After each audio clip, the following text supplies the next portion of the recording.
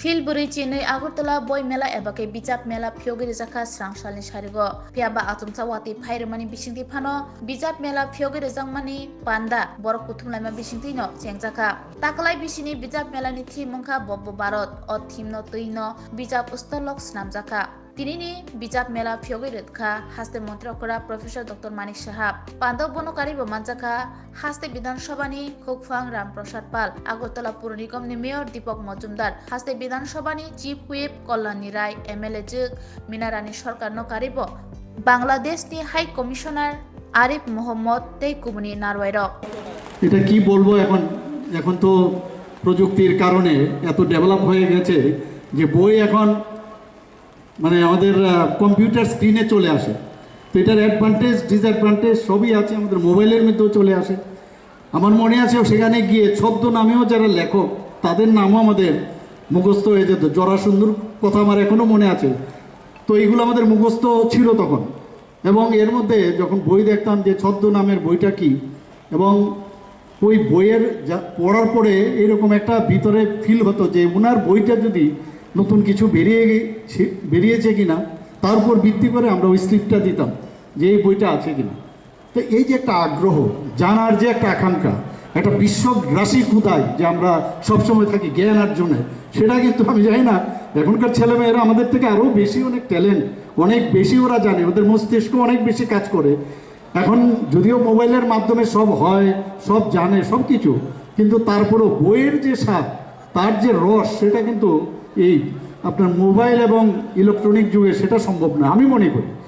এবং যেখানে অর্থনীতির বিষয় হোক, মেডিকেল সায়েন্সই বলুন বা অন্যান্য যেসব আমাদের পলিটিক্যাল সায়েন্স বলুন, যাই বলুন, সেখান থেকে আমরা যদি অনেক সময় আজকাল কিন্তু আমি চিকিৎসক হিসেবে বলছি, অনেকে মোবাইল দেখে চিকিৎসা করে ফেলে।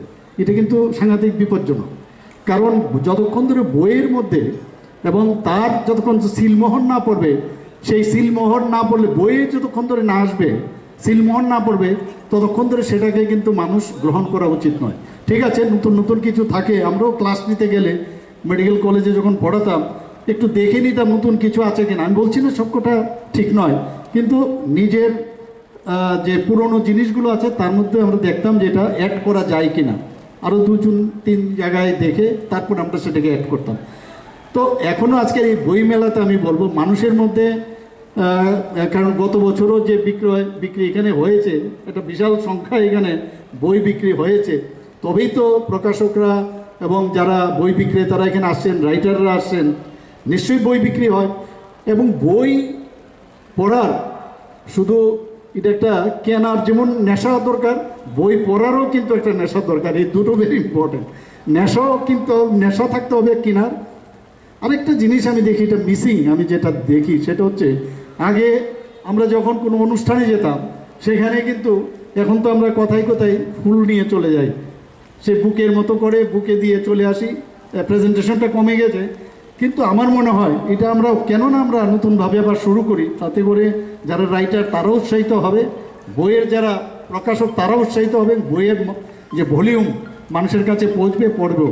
সে আমার মনে আছে এখনও আমাদের যে বিভিন্ন অনুষ্ঠানে যে বই যারা দিয়েছেন তাদের কত সুন্দর করে লেখা, উপহার করে কি সুন্দর করে লিখতো, এই কালচার কিন্তু এখন চলে গেছে।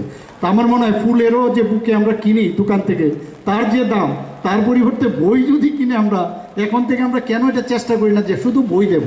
এই বইয়ের দিলে কিন্তু অনেক বেশি উৎসাহিত করা হবে, এবং বই মেলা কিন্তু সারা বছরই চলবে আমি মনে করি।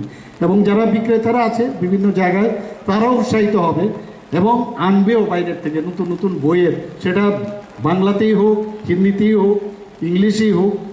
এবং আমি নিজেও দেখেছি, আমাদের কিছুদিন আগে আমি দিল্লির থেকে আসছিলাম, আমাদের একজন সহকর্মী, উনি দিল্লির এয়ারপোর্টে হঠাৎ করে একটা বই নিয়ে আসলেন, এবং বইয়ের আমি নাম বলছি না কি এটার নামটা ছিল, আমি এটা বললে এটা কারণ পলিটিক্যাল বিষয় আছে এটা।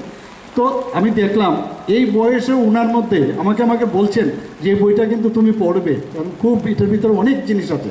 এবং এই যে 2 আওয়ার্স বা 2.5 আওয়ার্সের যে জার্নি দিল্লি থেকে আসা, সে পুরো বইটা কিন্তু পড়ে ফেলবে। এই যে আমাদের মধ্যে এই যে আগে ট্রেনে যাওয়া, আমরা সবসময় এই বই পড়ার যে অভ্যেসটা সেটা কিন্তু কমে গেছে।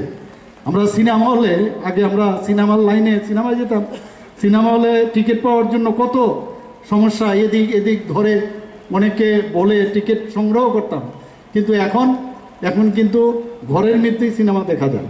ঠিক তদ্রুপ এখন বইয়ের যে বিষয়, যেহেতু স্ক্রিনে দেখা যায়, তো সেই কারণে বইটা কম গেছে।